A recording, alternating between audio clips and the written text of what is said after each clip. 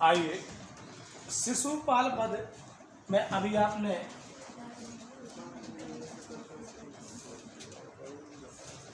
सब अष्टादश सर्ग तक पढ़ा लिया है, पढ़ना है।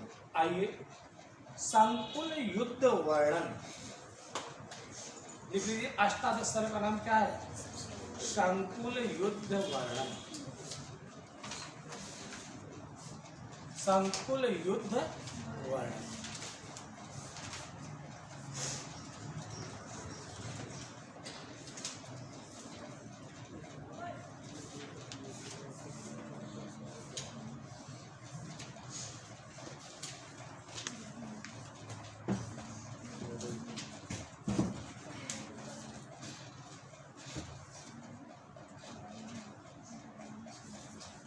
समरागन में नहीं भागने वाले, समर में नहीं भागने वाले दोनों पक्षों में, समर माने क्या होता है?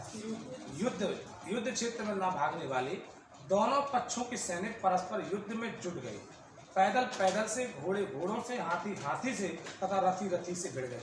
पहले युद्ध परंपरा ऐसी होती थी कि जो व्यक्ति जिस पर सवार होता था उसी से युद्ध लड़ता था। ऐसा नहीं कि हाथी वाला पैदल सेना पर आक्रमण करके उसको कुचल दे। एक मतलब धर्म नीति होती थी, थोड़ा सा कुछ बचा हुआ था धर्म का। आजकल तो लोग चोरी से शूट कर देते हैं, है ना। तो पहले ऐसा नहीं था। और जब सूर्य अस्त होता था तो सूर्य अस्त के बाद युद्ध की परंपरा नहीं थी। फिर अपने आपस में लोग मिलते भी थे, पुराने उसी प्रकार से प्रेम भाव से मिलते थे।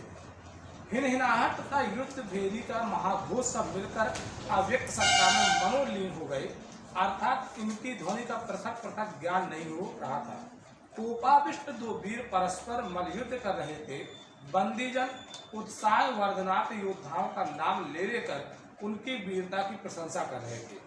नासिका से छाती तक बाण के घुसने से अश्व व्याकुल हो रहे थे। कोई हाथी अपने विपक्षी हाथी के शरीर में प्रविष्ट अपने दांतों को बड़ी कठिनता से निकालने में व्यस्त था। दोनों सेनाएं परस्पर इस प्रकार मिली हुई थी कि अपने पराई का भान होना भी कठिन हो गया, अर्थात एक सघन युद्ध हो रहा था। इस प्रकार दोनों सेनाओं के बीच बड़े कोलाहल के साथ द्वंद्व युद्ध होने लगा। एकोनविंश सर्ग। आइए, एकोनविंश माने तो 20 में एक कम, है ना। एकोनविंश अपने पक्ष की, और एकोनविंश सर्ग का नाम उसमें क्या है?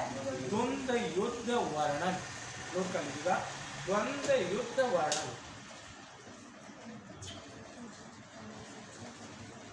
अपने पक्ष की सेना को पराजित होते देख बाणासुर आत्मज वेणुदाती मत हाथी का नाम क्या था? बाणासुर आत्मज वेणुदारी मत हाथी की भांति यादव सेना पर टूट पड़ा। बलराम जी ने एक ही बाण से उसका वध कर डाला। उसके मरने पर पक्ष के सभी सैनिक श्री कृष्ण के पुत्र प्रद्युम्न पर चारों ओर से आक्रमण करने लगे। वह अकेले ही शत्रु सेना को रोककर विद्युत गति से बाण छोड़ने लगा। उस वीर का एक भी बाण निष्फल नहीं होता था। शत्रु सेना में भगदड़ मच गई। देवता लोग प्रसन्न होकर प्रद्युम्न पर फूलों की वर्षा कर रहे थे, जिससे शिशुपाल जल उठा। प्रद्युम्न किसका पुत्र है? श्री कृष्ण का। वह शीघ्र ही अक्षौणी सेना को लेकर रणभूमि में आ पहुंचा। उसकी वह सेना सर्वतोभद्र चक्र गोमुद्रिका आदि सातों चित्र बंधों से युद्ध।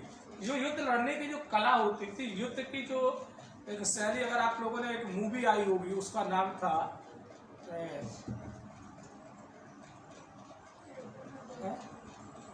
वो आपको मैंने ग्रुप में भेज, रुद्रमा देवी।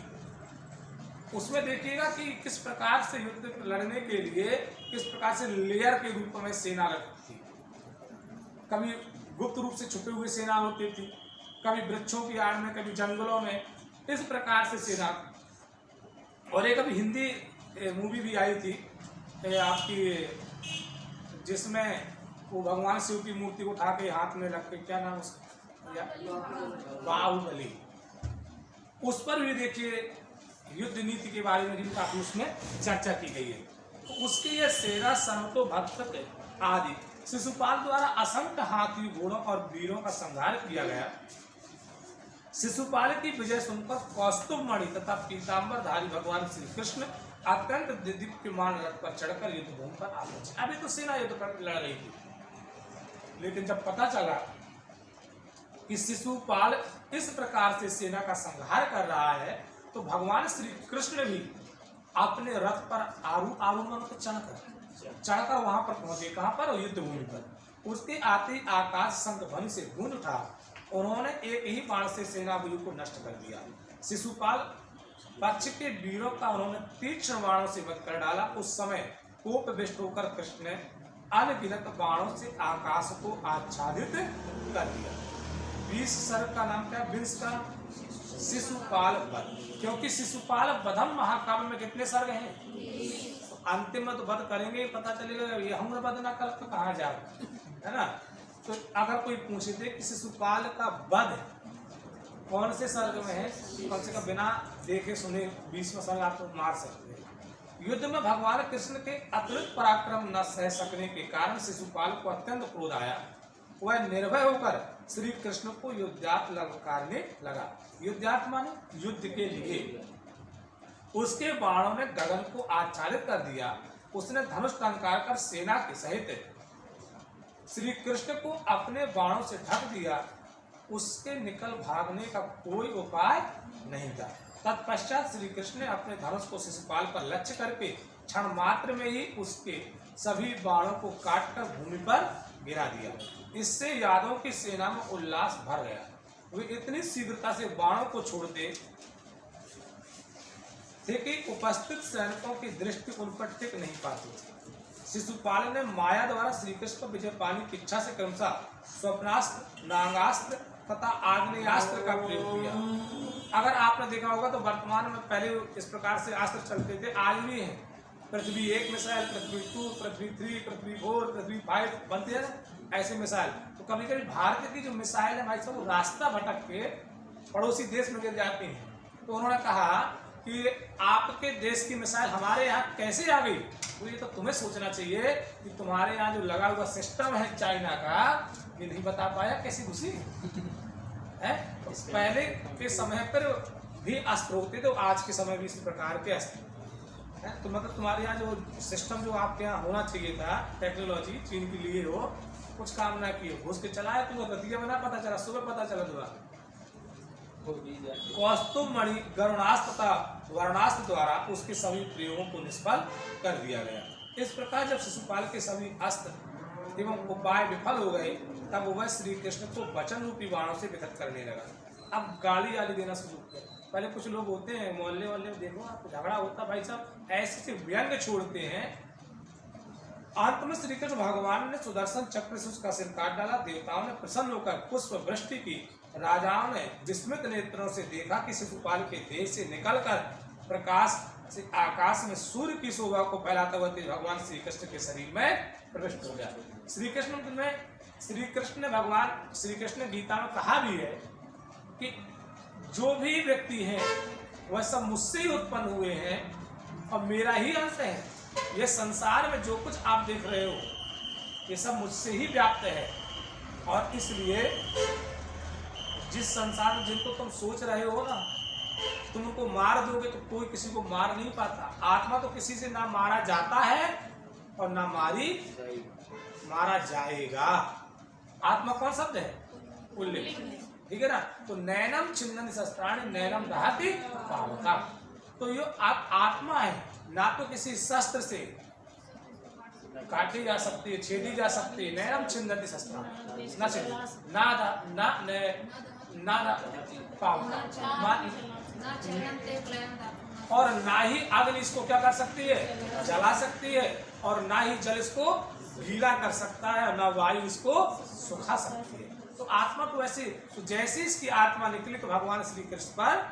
और अगर वेदांत आप देखते हैं तो वेदांत में तो कहा ही गया है एको ब्रह्म द्वितीयो नास्ति। तो ब्रह्म से ही सब कोई उत्पन्न हुआ है। हम सब किससे उत्पन्न हुए हैं? ब्रह्म से। और मिल कहा जाएंगे जाके? ब्रह्म में। ठीक, आइए अब देखिएगा महाकवि माघ का जीवन प्रेम। महाकवि माघ का जीवन में देखिए, इनके पिता का नाम क्या था? माघ के दत्तक। लिखिए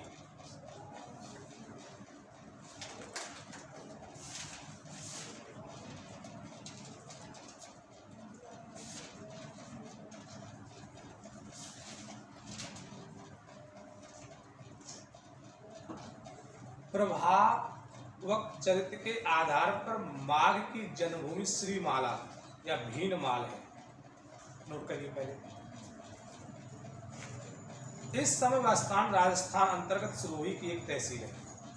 अगर देखिएगा माघ का जन्म भी राजस्थान में और अंबिका दत्त व्यास का भी जन्म कहाँ हुआ? राजस्थान हुआ कि नहीं? तो ऐसा नहीं है कि हमारे अन्य प्रदेशों पर विद्वान नहीं हुए हैं, लेकिन जो काव्य शास्त्रीय आचार अगर आपको मिलते हैं, अधिकांश की बात कर रहा हूँ, 100% के लिए, तो कहाँ के हैं? कश्मीर के हैं। यह प्रदेश माघ के समय में गुजरात प्रांत में था तथा यहाँ गुर्जरों का उपनिवेश था। यह अनेक विद्वान हुए। शिशुपाल के अंत में माघ ने अपना वंश परिचय दिया है। उनके अनुसार उनके पितामह का नाम सुब्रदेव था। इनके पितामह का नाम क्या था? सुब्र। पितामह माने बाबा। जो बरमल नामक राजा के मंत्री थे, जिन्हें राजकाज का सारा अधिकार था। वे पुण्यात्मा, धर्मासक्त, रजोगुण रहित, दूसरे देवता के समान थे। महाराज बर्मन उनकी बातों को इस प्रकार मानते थे जैसे तथागत भगवान बुद्ध की बातें मानते हैं। उन्हीं के दत्तक नामक पुत्र, जो उदार, क्षमाशील, धर्मनिष्ठ तथा मृदु स्वभाव से, दत्तक के को लोग सत्याश्रय भी कहते थे। दत्तक को लोग क्या कहते थे? सत्याश्रय। लिख लीजिएगा। तो माघ के जो पिताजी थे, उनके पप्पा, उनका नाम क्या था? माघ के पिताजी का नाम था दत्तक। और दत्तक के जो पिताजी थे, उनका नाम क्या था? सुब्रदेव।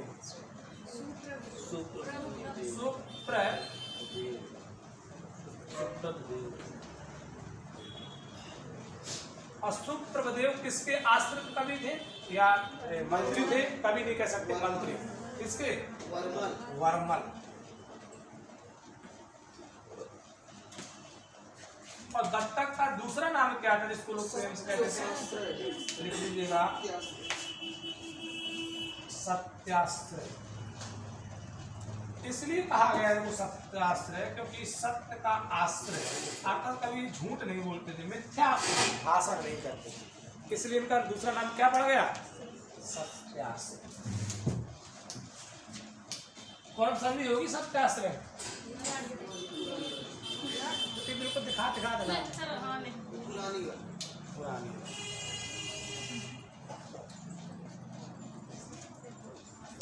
कौन होगी?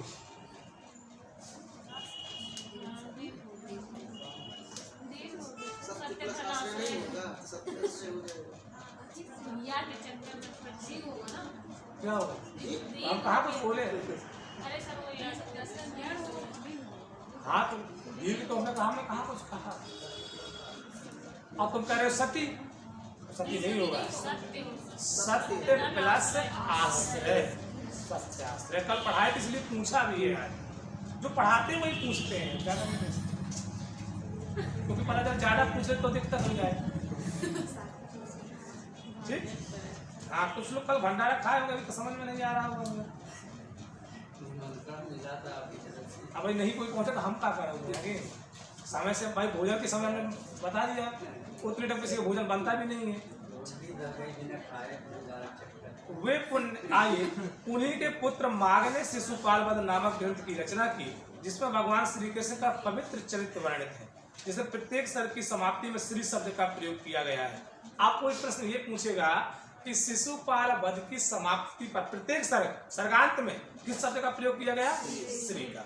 लेकिन देखो, अब तीनों महाकाव्य थोड़ा सा समझ लीजिएगा, जैसे किरातार्जुनीयम, शिशुपाल वध और नैसर्ग।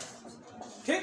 तो तीन हमारे महाकाव्य हैं, और तीनों महाकाव्य में अगर देखा जाए तो किरातार्जुनीयम को हम पहले ले लेते हैं।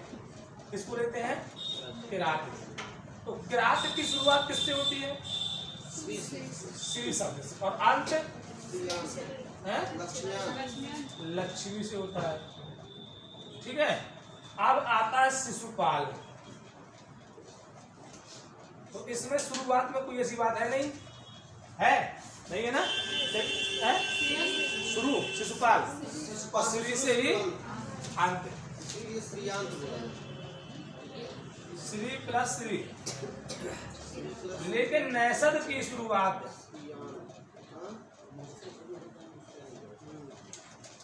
किससे होता है? लेकिन अंत इसका आनंद से, श्री से शुरू और श्री से शुरू और अंत आनंद शब्द से होता है। श्री के पास आनंद शब्द से।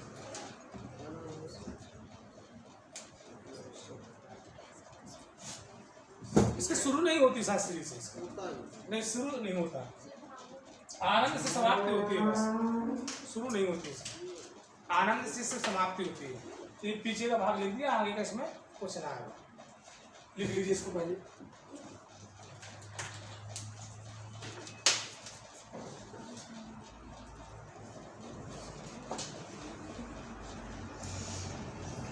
और 18, 20, 22 इसको मिटा देते हैं, क्योंकि ये तो कुछ लोग यहाँ लिख देंगे श्री सत्य श्रवास पूरा लिख लेंगे, तो कहाँ करते हैं।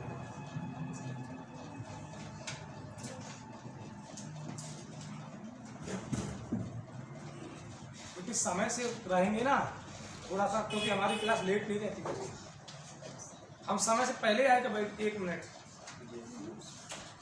इसलिए कोर्स यूजीसी का पढ़ाने के लिए 2 चीजें बहुत जरूरी है, एक नियमितता और दूसरा समय। कोर्स होता है विराट,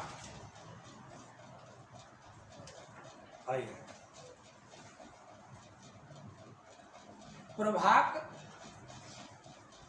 प्रभावक चरित्र के अनुसार उनकी माता का नाम ब्राह्मणी था। किनकी माता का नाम? माग। और दत्तक की पत्नी का नाम?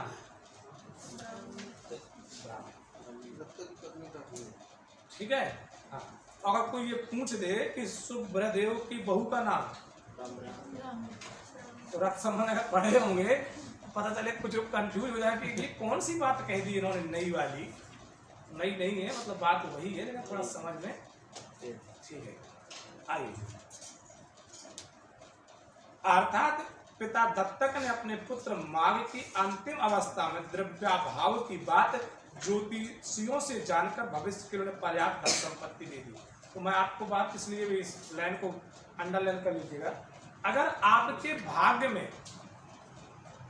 अंतिम में दरिद्रता बनी है, संपन्नता होने के बाद भी आपकी मानसिक स्थिति दरिद्रता वाली है, तो उसको कोई सुधार नहीं सकता। आज भी समाज में मैंने ऐसे बहुत सारे लोगों को देखा कि जिनके पास खूब पैसा है लेकिन फिर भी मानसिक रूप से वो दरिद्र, कहते जरूर हैं कि वही लोग कहेंगे कि दरिद्रता मानसिक बीमारी है। मैंने अपने रिश्तेदार, अपने समाज बहुत कुछ देखा, लेकिन सबसे ज्यादा दरिद्र वही है।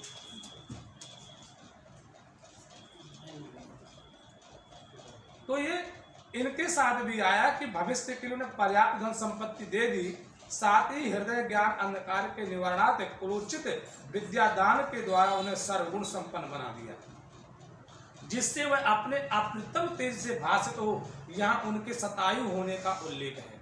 प्रबंध चिंतामणि तथा भोज प्रबंध से ज्ञात होता है कि माघ अंतिम समय में धनहीन हो गए, क्योंकि उनके भाग में दरिद्रता थी। लेकिन दरिद्रता रहती है, लेकिन उसका निवारण अगर व्यक्ति सही से करे तो उसका निवारण किया जा सकता है।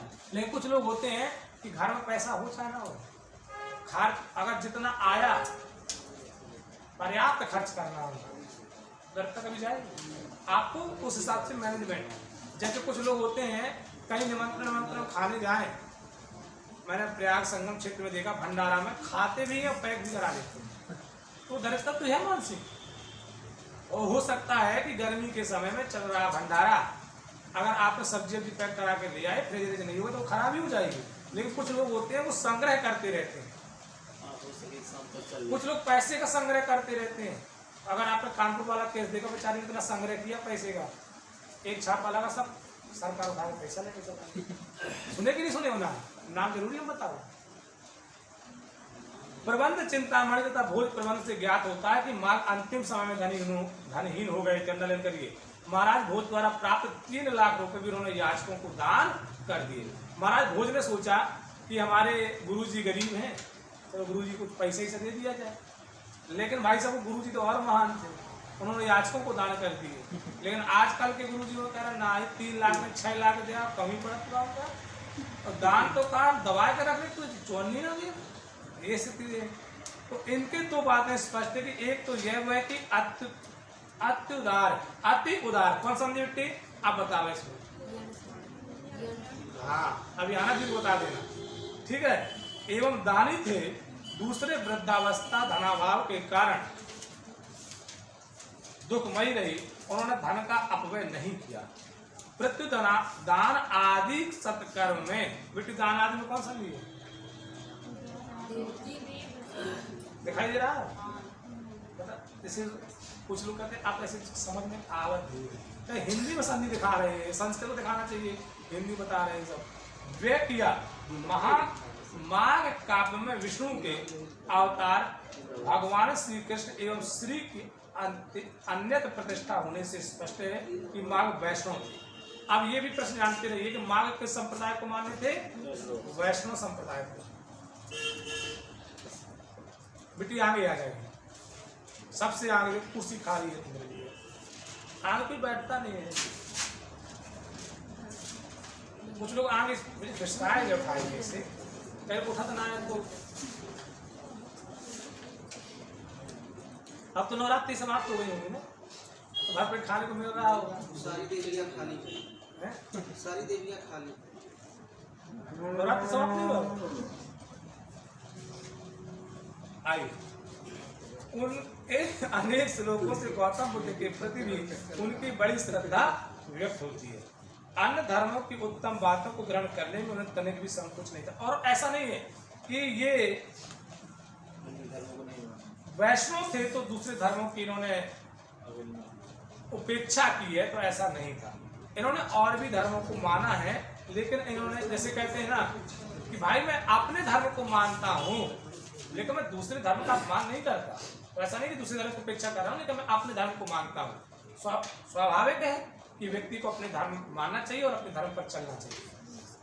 आइए, माघ की अंतिम अवस्था में क्रियाकर्म करने वाला परिवार में कोई नहीं था। सोचिए पहले, जैसे कि मैं आपको एक लेख बताऊं, अब नाम नहीं बताऊंगा, वो लेख किसका था। उसने कहा कि मैंने जिंदगी में बहुत पैसा कमाया, मेरे पास आलीशान मकान था, मेरे पास जब मैं घर से निकलता था या निकलती थी तो चार्टर प्लेन से जाती थी। मैं चाहती तो एक दिन में हॉस्पिटल का निर्माण कर मतलब खरीद सकती थी।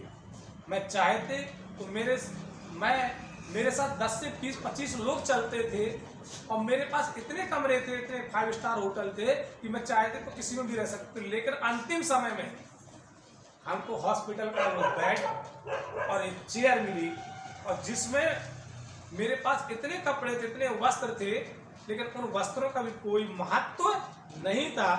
जिस हॉस्पिटल में मैं भर्ती हुआ या हुई, उस हॉस्पिटल में मुझे उसी वस्त्रों को पहना दिया गया और मैं उसी चेयर पे बैठ के घूम के, और कुछ मेरे, अब समझिएगा, पूरा विश्व जिसका फैन हो जाए, कुछ लोग मेरे साथ थे और वही लोग मेरे लिए दुआएं कर रहे हैं। और एक समय के बाद लोग किसी को याद नहीं करते, सिर्फ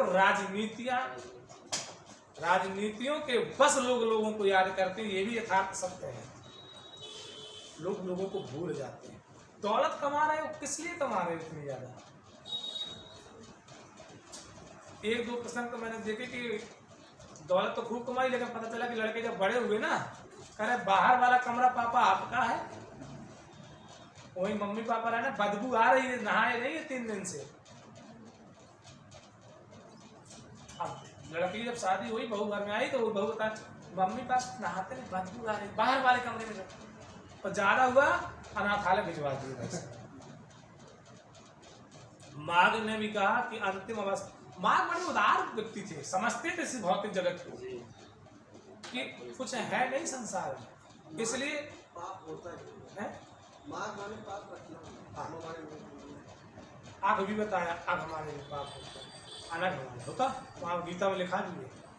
आगे इन्होंने एक चीज और, माघ के ग्रंथ इसलिए कहा गया कि माघ के 9 सर्ग पढ़ लेने के बाद माघे नौ 9 सर्ग गते सर्ग गते वयम, आया कि नहीं कि माघ के 9 सर्ग को पढ़ लेने के बाद कुछ शेष नहीं बचता, अर्थात सब कुछ पढ़ लिया तुमने, इसके बाद कुछ बचता नहीं है। ठीक है, हैं? आगे दिया बोले कैसा? ठीक, अब लोग पैसा कमाने के चक्कर में इंसानियत भूल जाते हैं। कैसा क्या? तो लोग देख लेते हैं, बोलते हैं। हाँ, तो मेघे माघे वयो गतम नव सर्ग गते माघे नव शब्दों न विद्यते। नव माने नवीन, माघ के 9 सर्ग, 9 माने यहाँ पर संख्या से लिया गया है कि 9 सर्ग पढ़ लेने के बाद 9 शब्दों न विद्यते, कोई नया शब्द प्राप्त नहीं होता है। ये माघ की क्षमता है। इसलिए जब शिशुपाल वध पढ़ाते तो प्रत्येक शब्द का अर्थ भिन्न भिन्न निकलता है, और ये आपको 2 बार पढ़ा चुके हैं इसको, शिशुपाल वध, है ना। और इस बार मैं स्मार्ट बोर्ड में पढ़ाऊंगा आपको बहुत जल्दी, और ईश्वर ने चाहा तो स्मार्ट बोर्ड में मैं टीजीटी, पीजीटी, यूजीसी सब कुछ पढ़ाऊंगा। और ऑफलाइन बैच तो चलेगा ही, ऑफलाइन बैच के साथ एक मॉर्निंग में सुबह 4 से 5 मेरी क्लास चलेगी, आने दीजिए उस समय।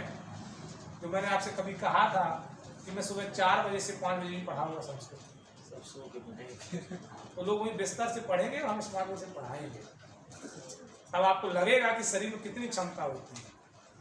करिए, 10 बजे मेरी लास्ट क्लास होगी, 9:30 बजे 10 बजे तक। इसके मॉर्निंग में सुबह 4 बजे से क्लास होगी, 4 से 5। कुछ लोगों की तो आँख ही ना खुले, वैसे ना खुला 7 बजे तक। इसलिए मैं आपसे बताऊँ एक चीज, 1 साल आप अपने लिए दे दीजिए, मात्र 1 ईयर सिर्फ अपने लिए दे दीजिए, उसमें किसी की एंट्री मत होने दीजिए, ब्लॉक कर दीजिए सब, लिख दीजिए do not disturb me, so please next year. Next माने, और आप अगर अपने लक्ष्य को प्राप्त ना कर लें तो आप बताइएगा, लेकिन 1 साल तक कह दीजिए do not disturb me, so please. बुआ जी, भाई, मामा, चाचा, जितने भी रिश्ते हैं सबको कह दीजिएगा। अगर आप कर सकते हैं, हमारा हित चाहते हैं, तो खाते में 20-20 हजार रुपया रिश्तेदार भेज दें। अगर हमारे हितैषी हैं तो अपना अकाउंट संख्या हमको बता दीजिएगा, इसमें खाते में पैसा भेज दीजिए। लेकिन 1 साल बाद हम आपका वापस नहीं करेंगे, तगड़े से वापस कर दे, वो तुमसे मिलेंगे भी और तुम्हारे यहाँ 2-3 दिन रुकेंगे भी, क्योंकि आप हमारे परदेश के। और जब हम रुकेंगे तो तुम हमसे और फिर कहोगे कि 2 दिन और रुक जा भैया, तब हम कहा कि टाइम ना आएगा, देखिएगा। लेकिन हम लोगों के पास घना समय होता है, किसी का फोन आ गया, भैया 2 घंटा तो बतला, अब बाद में पता चला क्या बतलाएगा, पता ही नहीं चला। 2 घंटा बतलाने के बाद भी लोग पता नहीं चलता कि क्या बतलाएगा। तो त्याग तो करना पड़ेगा। कोई भी चीज हो, आप किसी भी क्षेत्र में हो, किसी भी क्षेत्र को प्राप्त करना चाहते हो, 1 साल लग जाएगी बस, ओनली 1 साल। और अगर लक्ष्य को, बड़ा लक्ष्य है आपका, उसको प्राप्त करना है तो आपको 5 साल लगना पड़ेगा, जान लीजिए। नौकरी के लिए 1 साल, और नौकरी के अलावा कई चीजें अगर प्राप्त करनी है आपको तो आपको 5 से 6 वर्ष देना पड़ेगा। इसके बाद लोग आपको जानने लगेंगे।